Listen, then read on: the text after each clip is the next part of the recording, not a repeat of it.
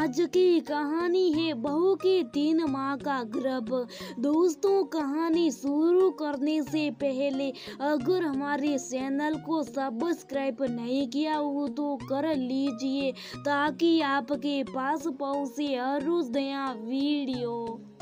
अरपुवा की कविता समाप्त होते पूरा हॉल तालियों की गड़गड़ाहट से गूंज उठा। सभी का अभिवादन करती हुई अरपुवा मंच से नीचे उतरती और सामने लगे सोफे पर जाके बैठ गई। सोफिया उसी कॉलेज की एक अन्य प्रवक्ता जो कि उसी सोफे पर बैठी थी, अरपुवा को इतनी सुंदर कविता का पाठ करने पर बधाई देने लगी। और भी जो लोग आसपास बैठे थे वह भी प्रशंसात्मक निगाहों के द्वारा उसको बधाई दे रहे थे। मंच पर किसी और का कविता पाठ प्राप्त हो चुका था। ये इस शहर का एक प्रसिद्ध डिग्री कॉलेज है जहाँ अरपुवा लगभग 12 वर्षों तक प्रवक्ता रही थी और फिर कुछ जिम्मेदारियों के चलते उसने शिक्षा से पद त्याग कर दिया था। आज शिक्षक दिवस के अवसर पर मैनेजमेंट ने यहाँ की कुछ संप्रीत प्रवक्ताओं को सम्मानित करने के लिए आमंत्रित किया। इनमें से कुछ लोग अच्छे लेखक भी हैं जो कि अपनी रचनाएं सुना रहे। अरपुवा ने भी माँ और ममता विषय पर सर्वश्रेष्ठ कविता पढ़कर सुनाई है, जिसको सुनकर सभी लोग वाह वाह कर उठे। सोफे पर बैठी अरपुवा सोचने लगी कि उसने माँ और ममता पर जो लिखा सच में वह भाव उसके मन की गहराइयों से निकलकर मुखरित हुआ था। लिखती तो वह पहले भी थी लेकिन ऐसे भाव नहीं आ पाते थे और वह सोचते सोचते अपने अतीत में चली गई। अरपुवा अपने माँ पिता की इकलौती लाडली संतान, संस्कारी, मृदुभाषी और पढ़ाई में सदैव अव्वल। जिस डिग्री कॉलेज से उसने मनोविज्ञान में MA किया वहाँ सर्वाधिक अंक पाकर अपने माँ पापा का नाम रोशन किया। नेट की परीक्षा उत्तीर्ण करके उसे उसी कॉलेज में प्रवक्ता के रूप में नियुक्ति भी मिल गई थी। 3 सालों के बाद उसी शहर में एक संपन्न परिवार में उसका विवाह हो गया। ससुराल में ससुर परमेश्वर नाथ जी, सास किशोरी जी, पति मकसद और देवर आनंद थे। सभी अरपुवा बहुत स्नेह करते थे।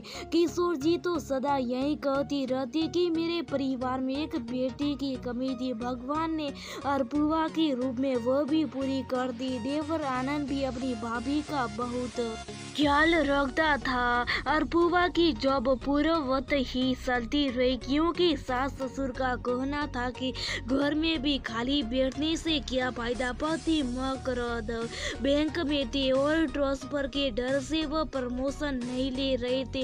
देवर भी अच्छी कंपनी में इंजीनियर था और सौभाग्य वंश वह भी इस समय इसी शहर में था। 1.5-2 सालों के बाद आनंद की भी शादी नंदिनी के साथ हो गई। अभी तक अरपुवा की गोद नहीं हरी हुई थी लेकिन इस बात पर अभी तक किसी ने सोचा भी नहीं ध्यान दिया था। जब नंदिनी उसकी देवरानी बनकर आई तो 3 महीने बाद ही उसके पैर भारी हो गया। अब अरपुवा और मकरद का ध्यान इस तरफ गया।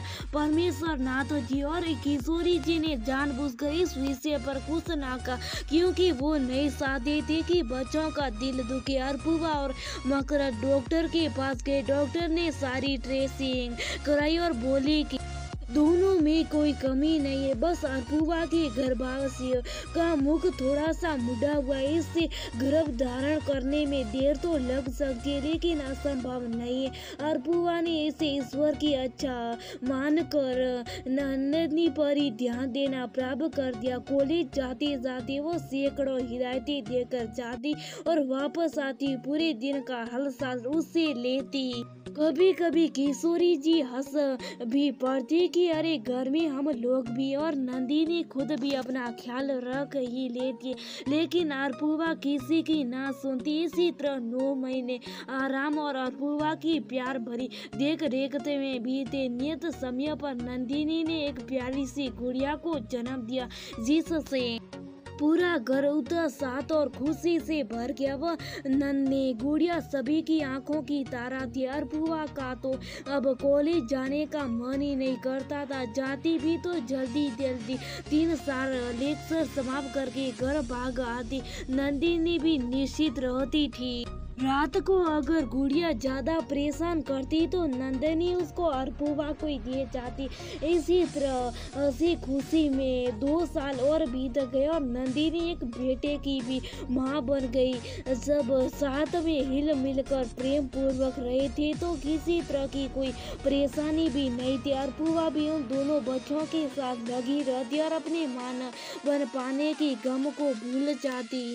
अरपुआ को लेखन का बहुत शौक था। रात में थोड़ी देर बैठकर वह कुछ ना कुछ लिखती जरूर थी। उसकी लेख और कहानियां पत्र पत्रिका में छपती रहते और बड़ी तादाद में उसके प्रशंसक भी थे। वह हर विषय पर बहुत ही सारंग वीरता और राजीव लेख कहानी और कविताएं सब कुछ लिखा करती थी। लेकिन माँ ममता मार्तव इन विषयों पर लिखते समय उसको पता नहीं क्यों नहीं महसूस होता कि उसके मन का कोई कोना हृदय अर्थत है और वो भाव उमड़ कर नहीं आ पाती जिनसे इन विषयों में जान आ पाती। वह भीतर ही भीतर इस पीड़ा से तड़प कर जाती लेकिन अपने मन की बातों को अपने तक ही रखती थी। नंदिनी का बेटा अभी साल भर का ही हुआ था कि आनंद का तबदला दूसरे शहर में हो गया। हालांकि आनंद ने कोशिश भी की तबदला रोक गया लेकिन उसका समय इस शहर में पूरा हो चुका था। नंदिनी और बच्चों को लेकर उसे जाना ही पड़ा। बच्चों के चले जाने से घर में सन्नाटा पसर गया और अरपुआ की तो जैसे दुनिया वीरान हो गई। उसको ऐसा महसूस होता कि जैसे उसके शरीर में आत्मा माई निकल गई। वह बिल्कुल प्राणहीन हो गई है।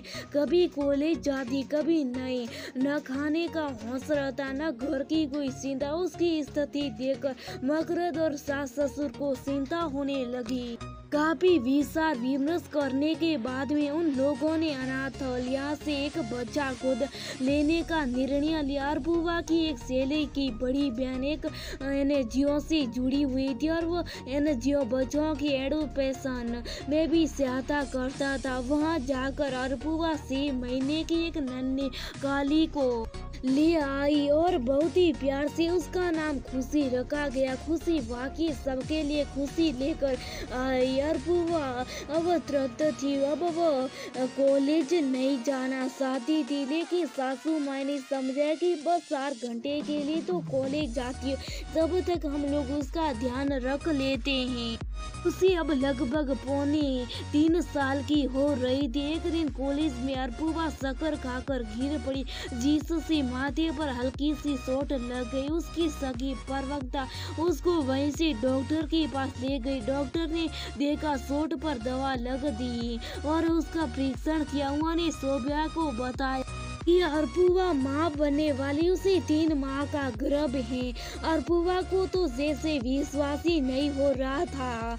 वहाँ से वो सीधे घर आई और खुशी को अपने आंखों में जोरों से भेज लिया। उसकी आंखों से निरंतर आंसू बहती जा रहे थे। किशोरी से उसके यूं अचानक कॉलेज से आने और खुशी को गले लगाकर रोने से परेशान हो उठी। वह जब तक पूछती कि क्या आती तब तक शोभिया अंदर आते हुए बोली, बधाई हो दादी जी। खुशी अपने भाई या बहन को लाने वाली किशोर जी अरपुआ को गले लगाकर रो पड़ी। परमेश्वर जी दयाली जी ने तुरंत ही मकरद को और आनंद को फोन करके वह खुश खबरी दी। अब अरपुआ ने त्याग पत्र दे दिया। मैनेजमेंट ने उसे वादा ले लिया कि जब भी आवश्यकता पड़ेगी तो वह अपना समय जरूर कॉलेज को देगी। अरपुआ हंसते हुए बोली, ये भी कोई कहने की बात है।